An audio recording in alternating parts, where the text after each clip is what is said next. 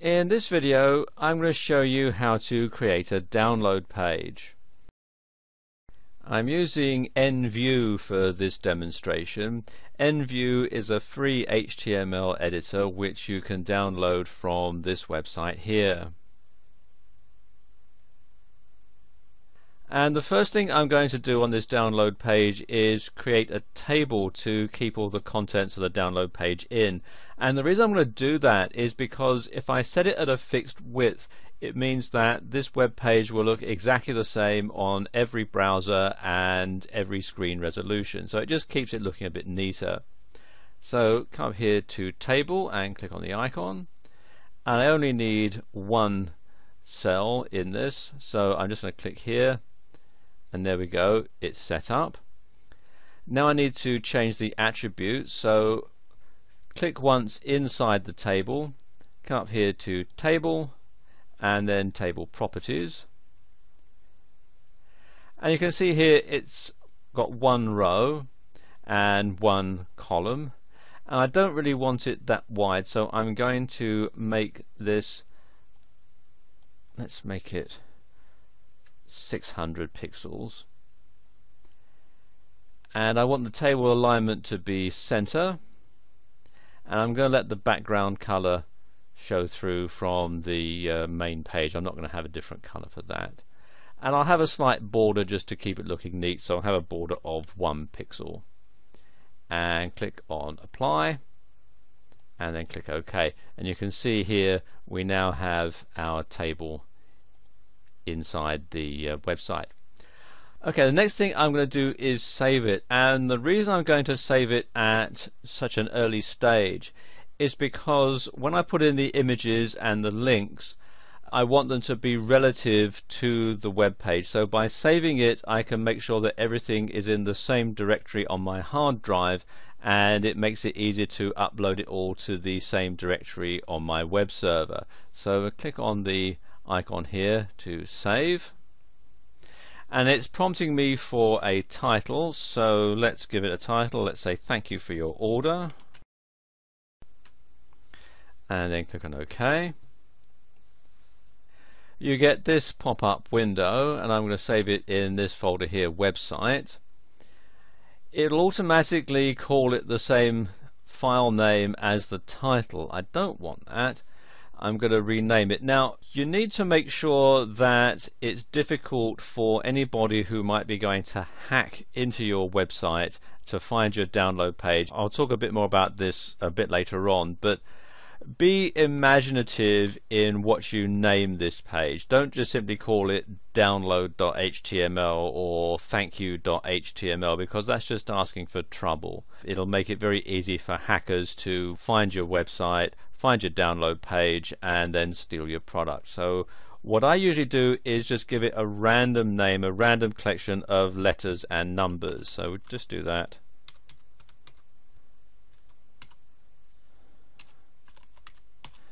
And that makes it very difficult for somebody to hack into it and find my download page.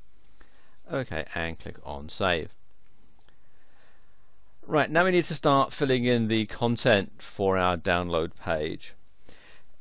If you sell a product and you're using a third-party credit card processor, it's a good idea to fill in some information about what's going to show up in your customer's credit card statement, so they don't think, oh, hang on a minute, I don't recognize this charge, and get onto the credit card company and complain, and they'll have that as a charge back, and that'll count against you.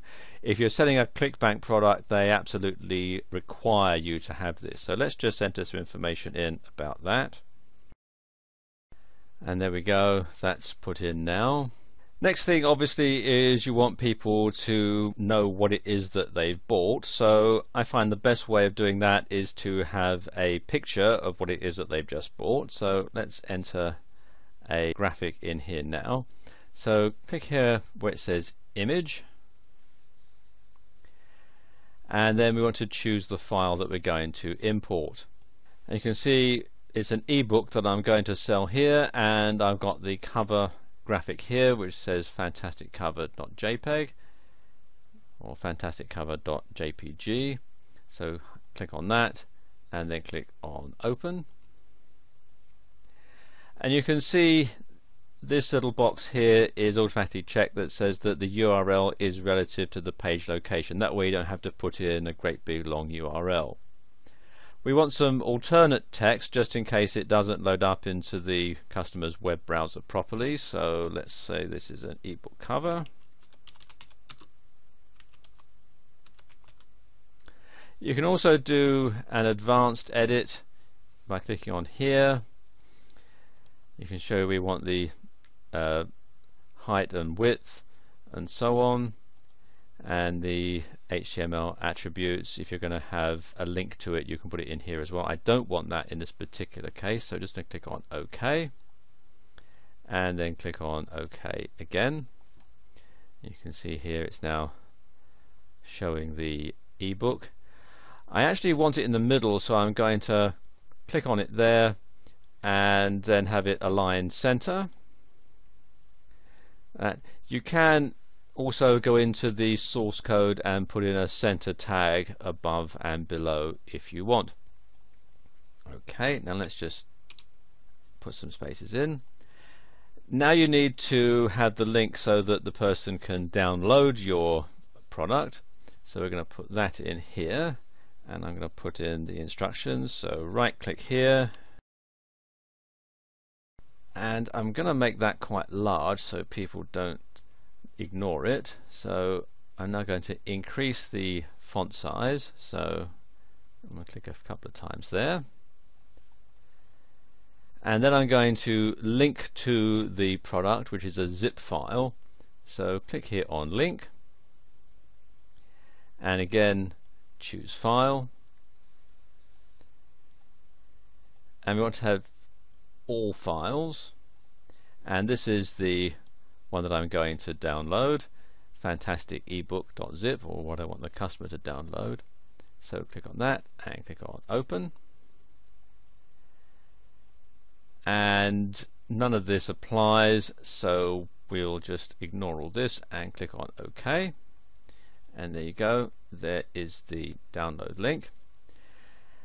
Now if you are selling a product which is going to require some extra software for your customer to use it, it makes sense to include a link to where you can download that particular piece of software. Now there are two pieces of software that the customer of this product is going to need.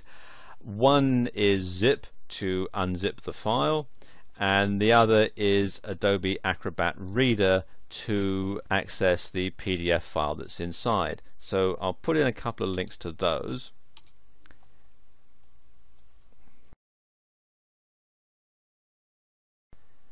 Now I'm going to insert the link where people can download zip from. Similar procedure, I'm going to click on the link tab, and I'm going to enter the complete URL into here now. Then you want to have the target where the link is going to be open. I'm going to click this one so that it'll open the link in a new window. And you want to do this if you're going to take people away from your download page so that they don't get lost and then complain that they can't get back to it. So this will open a new window where they can download zip. So we'll click on OK. And I'm going to do the same thing here for Adobe Acrobat Reader. So that's that done.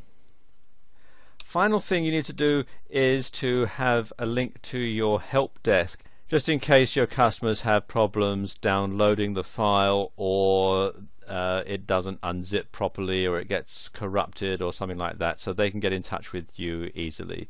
So again, similar thing, another link goes in here. There we are, now that's done. So now I need to save it again.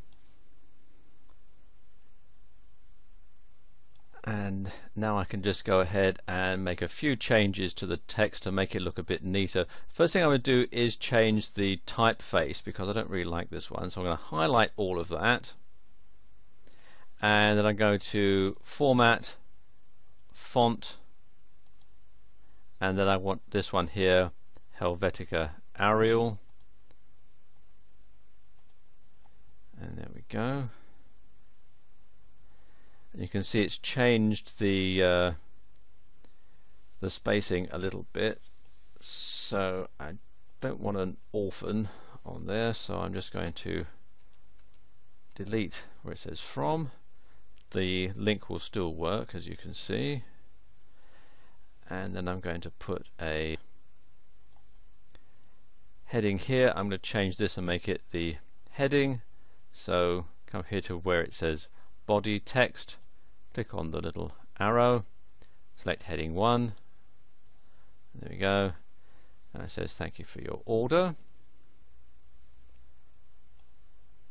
and then I'll save that again. Now the last thing to do is to stop the search engines from listing this, and the simplest way to do this is to edit the source code. Click here on the source code tab, and up here in the head tag area you want to put a meta tag for the robots. So we type here left arrow meta space name equals quotes robots